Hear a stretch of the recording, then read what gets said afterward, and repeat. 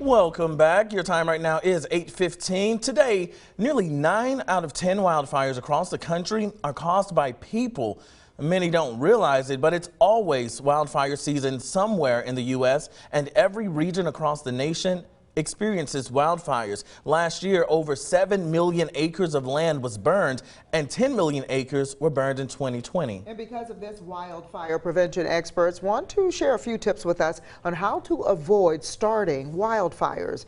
Joining us now live to share some of those tips is Brandon Schudemeyer from the USDA Forest Service. Good day to you, Brandon. Good morning. How are y'all doing today? We're doing well. We're doing well. Well, first question is, with the weather warming up, many people will be looking to go camping. What measures should they take at the campsite to help prevent wildfires?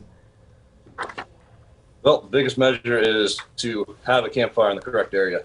If your forest or the area you're camping in has fire restrictions, plan accordingly.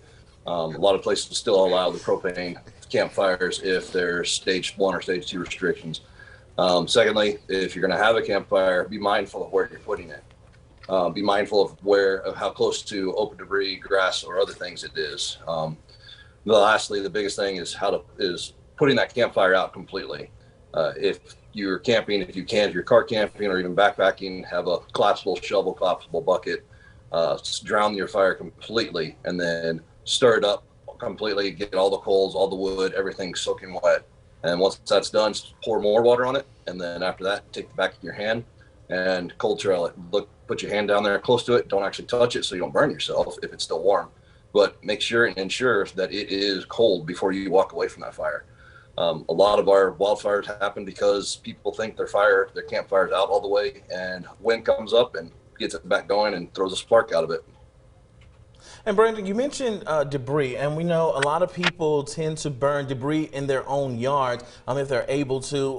What can they do to make sure they keep that fire contained? Yeah, the biggest thing with debris burning and pile burning in your backyard, excuse me, is being vigilant and checking your weather. That's going to be the beginning of it all, checking your weather that morning, because we don't want to put smoke on our neighbors. We don't want to put smoke on our neighbor that might have asthma or other breathing problems. And definitely, we don't want to smoke out the road in front of us and cause an accident. So with that being the first thing I would do, next would be making sure that pile is in a good spot. Is it close to power lines? Are we close to underneath other trees? Are we near a grassy field?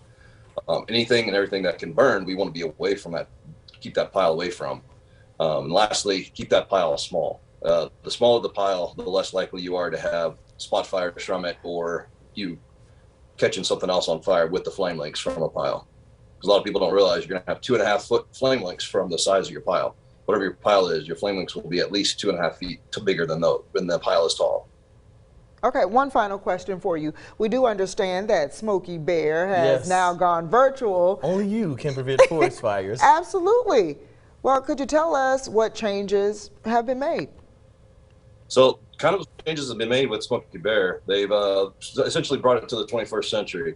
The Ad Council and some of the new ads for Smokey Bear feature him being a Smokey AI. He looks like a little emoji head you would see on your phone, but it's Smokey, and telling you what not to do with wildfires, or how to camp and grill in the open correctly. Unfortunately, it's not downloadable yet, maybe.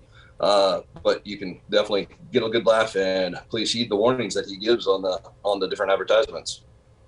All right, well, Brandon Schudemeyer, thank you so much for joining us this morning and giving us some tips on how we can prevent forest fires. Did you try to sound like Smokey the Bear just now? I did. Okay. I was trying not to, but you can't help it when you say that line. But thanks again so much, Brandon, for joining us this morning.